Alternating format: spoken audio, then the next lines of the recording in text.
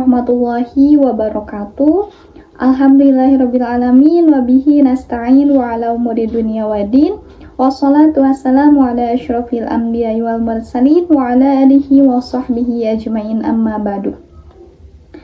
Perkenalkan, saya Syifa Wardah Alawiyah, mahasiswi program studi pendidikan agama Islam semester 2 kelas C STAI Dr. KHZ Mutakin Purwakarta. Pada video kali ini, saya akan membahas 3 materi penting dalam kajian Ulumul Quran, yaitu pengertian Ulumul Quran, Nasikh, dan Nuzulul Quran. Baik, kita akan masuk ke materi yang pertama, yaitu pengertian Ulumul Quran. Apa itu Ulumul Quran? Ulumul Quran adalah ilmu-ilmu Al-Quran atau mubahathun tata'alaku bil Quranil Karim, yang artinya adalah pembahasan-pembahasan yang berkaitan dengan Al-Quran. Nuzulihi, turunnya, kemudian tartibihi, penyusunannya, jam'ihi, pengumpulannya, kitabatihi, penulisannya, qiraatihi, bacaannya, dan juga tafsirihi, penjelasannya. Nah, secara bahasa, kata ulum merupakan jamak dari kata ilm yang berarti ilmu atau pengetahuan. Sedangkan Al-Quran adalah wahyu Allah Subhanahu wa Ta'ala yang diturunkan kepada Nabi Muhammad SAW melalui perantara malaikat Jibril sebagai petunjuk hidup bagi umat manusia. Nah, lalu kenapa Al-Quran memiliki berbagai cabang ilmu? Apakah Al-Quran hanya cukup untuk dibaca saja? Jadi, jawabannya adalah tidak cukup. Kenapa? Al-Quran itu memang benar diturunkan kepada umat manusia untuk dibaca, tetapi bukan hanya untuk dibaca saja, tetapi juga untuk dipahami isi kandungannya dan untuk diamalkan, sebagaimana firman Allah Subhanahu wa Ta'ala dalam Al-Quran, surah Shad ayat 29. Nah, dari ayat tersebut dapat kita pahami bahwasannya tujuan diturunkannya Al-Quran bukan hanya untuk dibaca saja, tetapi juga untuk ditadaburi, diamalkan isinya, dan juga dipahami. Nah, agar kita tidak salah dalam memahami Al-Quran, maka para ulama menyusun berbagai cabang ilmu Al-Quran, yaitu yang disebut dengan Ulumul Quran. Setelah memahami pengertian Ulumul Quran, kita akan masuk ke materi yang kedua, yaitu nasakh. Nah, sebelum membahas lebih jauh, kita sering bertanya, mengapa ada sebagian hukum di dalam Islam yang berubah atau diganti? Apakah karena Allah mengubah ketentuannya? Pertanyaan seperti ini sering muncul ketika kita atau ketika seseorang mulai mempelajari Ulumul Quran. Nah, jawabannya adalah bukan karena Allah mengubah ketentuannya, melainkan karena Allah telah menetapkan syariat secara bertahap, yaitu sesuai dengan keadaan, kebutuhan, dan ketetapan atau kesiapan umat pada saat itu. Nah, dalam ilmu Ulumul Quran, proses tersebut disebut dengan nasakh. Lalu, apa yang dimaksud dengan nasakh? Nah, secara bahasa, kata nasakh berarti menghapus, mengganti, memindahkan, atau menghilangkan. Sedangkan menurut istilah Ulumul Quran, nasakh adalah penghapusan atau penggantian hukum syariat yang telah ditetapkan sebelumnya dengan hukum syariat Islam yang diturunkan kemudian berdasarkan wahyu Allah Subhanahu wa Ta'ala. Artinya, hukum yang lama pernah berlaku pada suatu masa. Kemudian, Allah menurunkan hukum baru yang menggantikan hukum tersebut. Lalu, kita selalu bertanya, mengapa Allah tidak langsung menurunkan hukum yang terakhir saja? Nah, jawabannya, karena Islam itu diturunkan untuk membimbing manusia secara bertahap. Pada masa Rasulullah SAW, masyarakat Arab masih memiliki banyak kebiasaan yang bertentangan dengan ajaran Islam. Oleh sebab itu, Allah menurunkan hukum sedikit demi sedikit agar lebih mudah diterima dan diamalkan oleh umat. Adapun dalil tentang nasakh ini dijelaskan oleh Allah Subhanahu wa taala dalam Al-Qur'an surah Al-Baqarah ayat 106, yang artinya adalah ayat mana saja yang kami nasakhkan atau kami jadikan manusia lupa kepadanya, pasti kami datangkan yang lebih baik darinya atau yang sebanding dengannya. Tidakkah engkau mengetahui bahwa Allah Maha Kuasa atas segala sesuatu? Melalui ayat ini, Allah menjelaskan bahwa apabila suatu hukum diganti, maka penggantinya pasti mengandung hikmah dan kebaikan sesuai dengan kondisi umat manusia. Dalam pembahasan nasakh terdapat dua istilah yang perlu kita pahami, yaitu nasikh dan mansukh. Nah, apa itu nasikh dan apa itu mansukh? Nah, nasikh adalah ayat atau dalil yang datang kemudian dan berfungsi mengganti hukum sebelumnya. Nah, sedangkan mansukh adalah ayat atau hukum yang diganti atau dihapus keberlakuannya oleh ayat yang datang sebelumnya. Nah, supaya lebih memahami, saya berikan contoh sederhana. Misalnya, di sebuah kampus awalnya ada aturan bahwa mahasiswa boleh masuk kelas hingga pukul 7.30. Lalu beberapa waktu kemudian, kampus membuat aturan baru bahwa mahasiswa harus sudah berada di kelas paling lambat pukul 7.15.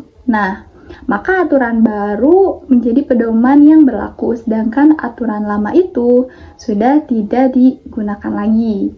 Contohnya seperti itu analoginya ya. Nah, begitu pula dalam nasakh. Jadi hukum yang baru menjadi ketentuan yang berlaku sesuai dengan kehendak Allah Subhanahu wa taala. Namun, tentu saja contoh ini hanya untuk mempermudah pemahaman. Nasakh dalam syariat hanya dapat ditetapkan berdasarkan wahyu Allah, bukan berdasarkan pendapat manusia. Apakah semua ayat bisa dinyatakan mengalami nasakh? Nah, jawabannya tentu tidak. Karena para ulama menetapkan beberapa syarat agar suatu ayat benar-benar dapat disebut sebagai nasakh. Nah, syarat yang pertama, kedua hukum tersebut sama-sama berasal dari syariat Allah Subhanahu wa taala. Kemudian syarat yang kedua, kedua hukum tersebut memang tidak dapat dipadukan lagi. Jika masih bisa diamalkan bersama, maka tidak boleh langsung dikatakan terjadi nasakh. Nah, syarat yang ketiga, hukum yang mengganti harus turun setelah hukum yang diganti. Oleh karena itu, mengetahui urutan turunnya ayat menjadi hal yang paling penting. Syarat yang terakhir, harus terdapat dalil yang jelas bahwa memang terjadi penghapusan hukum. Nah, selanjutnya yaitu ada macam-macam nasakh. Pertama, nasakh bacaan dan hukumnya sekaligus. Artinya bacaan tersebut sudah tidak lagi dibaca sebagai bagian dari Al-Quran dan hukumnya pun sudah tidak berlaku. Jenis ini menunjukkan bahwa pada masa tertentu pernah ada wahyu yang kemudian Allah angkat kembali baik dari sisi bacaan maupun hukumnya. Kedua, nasakh hukumnya saja, sedangkan bacaannya tetap ada. Nah, ini adalah jenis nasakh yang paling banyak dikenal. Artinya, ayat tersebut masih terdapat dalam mushaf Al-Quran. masih dibaca ketika sholat maupun tilawah, tetapi hukum yang terkandung di dalamnya sudah diganti oleh hukum yang turun kemudian. Ketiga, nasakh bacaannya saja, tetapi hukumnya tetap berlaku. Nah, pada jenis ini, bacaan ayat-ayat sudah tidak lagi terdapat dalam mushaf Al-Quran, tetapi ketentuan hukumnya masih tetap diamalkan berdasarkan dalil yang sahih. Kemudian ada contoh nasakh yang paling mudah kita pahami dulu saja ya. Nah, supaya lebih mudah dipahami, jadi saya akan menjelaskan salah satu contoh yang paling sering disampaikan oleh para ulama, yaitu pengharaman khamar atau minuman keras. Pada masa awal Islam, masyarakat Arab sangat terbiasa meminum khamar. Nah, jika Allah langsung mengharamkannya secara total, tentu akan sulit diterima oleh masyarakat. Nah, karena itu pengharamannya dilakukan secara bertahap. Pertama-tama, Allah menjelaskan bahwa di dalam khamar terdapat manfaat, tetapi dosanya lebih besar daripada manfaatnya, yaitu sebagaimana firman Allah Subhanahu wa taala dalam Al-Qur'an surah Al-Baqarah ayat 219. Kemudian Allah menurunkan ayat lain yang melarang orang mendekati sholat ketika dalam keadaan mabuk. Nah, hingga akhirnya Allah menurunkan Al-Quran surah Al-Ma'idah ayat 90. Wahai orang-orang yang beriman, sesungguhnya minuman keras, berjudi, berhala, dan mengundi nasib dengan anak panah adalah perbuatan keji, termasuk perbuatan setan. Maka jauhilah agar kamu beruntung. Nah, contoh ini menunjukkan bahwa Allah mendidik umat itu secara bertahap sehingga hukum dapat diterima dengan lebih mudah. Nah, setelah mempelajari pengertian nasakh dan macam-macam serta contohnya, lalu apa hikmah adanya nasakh? Nah, yang pertama menunjukkan kasih sayang Allah kepada hambanya, karena syariat diturunkan sesuai kemampuan manusia. Yang kedua, memudahkan umat Islam dalam menerima dan menjalankan hukum-hukum Allah. Yang ketiga, menguatkan keimanan dan ketaatan umat. Ketiga, menguatkan keimanan dan ketaatan umat. Karena setiap muslim dituntut untuk menerima seluruh ketentuan Allah, baik hukum yang lama maupun hukum yang baru. Yang keempat, menunjukkan bahwa syariat Islam berkembang secara bertahap demi kemaslahatan manusia, bukan untuk mempersulit kehidupan mereka. Dari pembahasan ini dapat kita simpulkan bahwa nasakh merupakan penggantian suatu hukum syariat dengan hukum yang lain yang diturunkan kemudian berdasarkan ketentuan Allah Subhanahu wa taala. Nah, tujuan adanya nasakh bukan karena hukum Allah berubah, tetapi sebagai bukti kebijaksanaan Allah dalam mendidik umat secara bertahap sesuai dengan kondisi dan kebutuhan mereka. Oleh karena itu, mempelajari nasakh sangat penting agar kita dapat memahami perkembangan hukum dalam Al-Quran secara benar dan tidak salah dalam menafsirkan ayat-ayat yang berlaku, ayat-ayat yang berkaitan dengan hukum. Setelah membahas pengertian ulumul Quran dan nasakh, lalu apa itu yang dimaksud dengan nuzulul Quran? Nah, banyak orang mengenal nuzulul Quran itu hanya peringatan pada malam 17 Ramadan. Padahal dalam kajian ulumul Quran, nuzulul Quran itu adalah pembahasan yang menjelaskan bagaimana proses turunnya wahyu Allah kepada Nabi Muhammad SAW. Secara bahasa, kata nuzul berarti turun. Sedangkan Al-Quran adalah kitab suci yang diturunkan Allah Subhanahu wa Ta'ala kepada Nabi Muhammad SAW. Namun, apakah kata turun di sini berarti Al-Quran benar-benar turun seperti benda dari langit? Nah, jawabannya tentu tidak.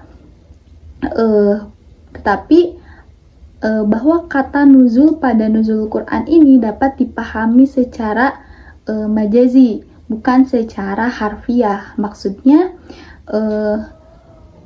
adalah penyampaian wahyu dari Allah Subhanahu wa Ta'ala kepada Nabi Muhammad SAW melalui perantara malaikat Jibril, bukan perpindahan benda dari tempat tertinggi ke tempat terendah. Jadi dengan demikian, nuzul Quran itu adalah proses turunnya wahyu Allah Subhanahu wa Ta'ala kepada Nabi Muhammad SAW sebagai petunjuk hidup bagi seluruh umat manusia.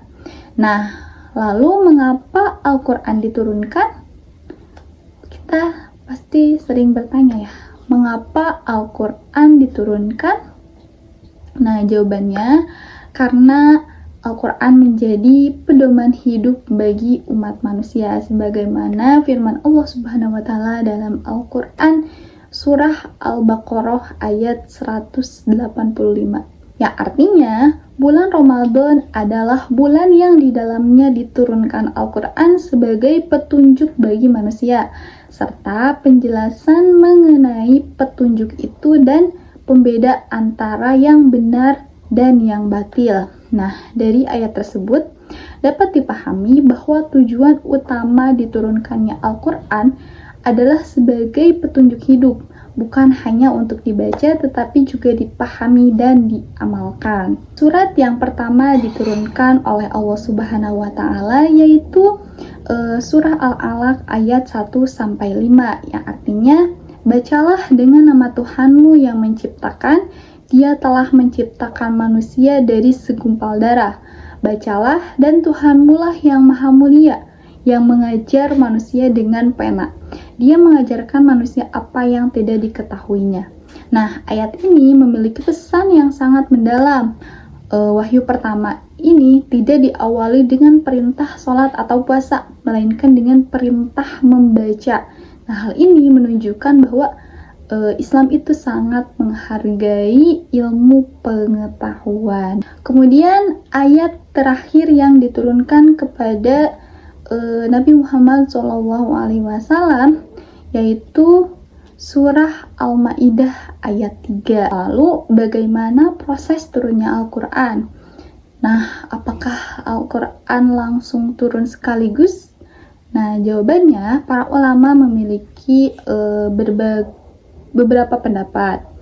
Nah, dijelaskan bahwa pendapat yang paling dikenal adalah pendapat Ibnu Abbas, yaitu Al-Quran diturunkan terlebih dahulu secara sekaligus ke Baitul Izzah di langit dunia ada pada malam Lailatul Qadar, kemudian diturunkan secara berangsur-angsur kepada Nabi Muhammad SAW melalui malaikat Jibril selama kurang lebih 23 tahun. Mengapa Al-Quran diturunkan secara berangsur-angsur? Mengapa Allah tidak menurunkan Al-Quran secara sekaligus saja? Nah, dalam Al-Quran, orang-orang kafir juga pernah mengajukan pertanyaan yang sama. Allah mengabadikannya dalam surah Al-Furqan ayat 32, bahwa Al-Quran diturunkan secara bertahap untuk meneguhkan hati Rasulullah SAW. Bahwa turunnya Al-Quran secara bertahap ini bertujuan untuk menyesuaikan kebutuhan, kondisi masyarakat, dan peristiwa yang terjadi pada saat itu. Dengan cara tersebut, Rasulullah lebih mudah menyampaikan wahyu. Para sahabat lebih mudah menghafal, memahami, dan mengamalkan setiap ayat yang turun. Adapun hikmah diturunkannya Al-Quran secara berangsur-angsur. Yang pertama, untuk meneguhkan hati Rasulullah SAW dalam menghadapi berbagai tantangan dakwah. Kedua, memudahkan umat Islam menghafal dan memahami Al-Quran karena wahyu turun secara sedikit demi sedikit. Ketiga, memberikan jawaban terhadap berbagai persoalan yang dihadapi masyarakat saat itu, sehingga ayat yang turun benar-benar sesuai dengan kebutuhan umat. Keempat, memudahkan penerapan hukum Islam secara bertahap, sehingga masyarakat tidak merasa terbebani. Dan yang kelima, menjadi metode pendidikan yang sangat efektif karena manusia lebih mudah menerima ilmu sedikit demi sedikit dibandingkan harus secara sekaligus. Lalu, apa itu hubungan antara nuzulul Quran dengan Lailatul Qadar? Nah, Lailatul Qadar merupakan malam ketika Al-Quran diturunkan dari Lauhul Mahfuz ke Baitul Izzah di langit dunia. Sedangkan nuzulul Quran adalah proses turunnya Al-Quran dari Baitul Izzah kepada Nabi Muhammad SAW melalui malaikat Jibril secara berangsur-angsur selama kurang lebih 23 tahun. Jadi keduanya itu saling berhubungan, tetapi menjelaskan tahapannya yang berbeda dalam proses turunnya Al-Quran. Dari pembahasan nuzul Quran ini dapat kita simpulkan bahwa nuzul Quran merupakan peristiwa turunnya wahyu Allah Subhanahu wa taala kepada Nabi Muhammad SAW melalui malaikat Jibril sebagai petunjuk hidup bagi umat manusia. Proses turunnya Al-Quran yang secara berangsur-angsur selama kurang lebih 23 tahun. Sekian materi yang dapat saya sampaikan mengenai pengertian ulumul Quran, nasakh, dan nuzulul Quran. Semoga apa yang telah saya sampaikan dapat bermanfaat. Terima kasih. Wassalamualaikum warahmatullahi wabarakatuh.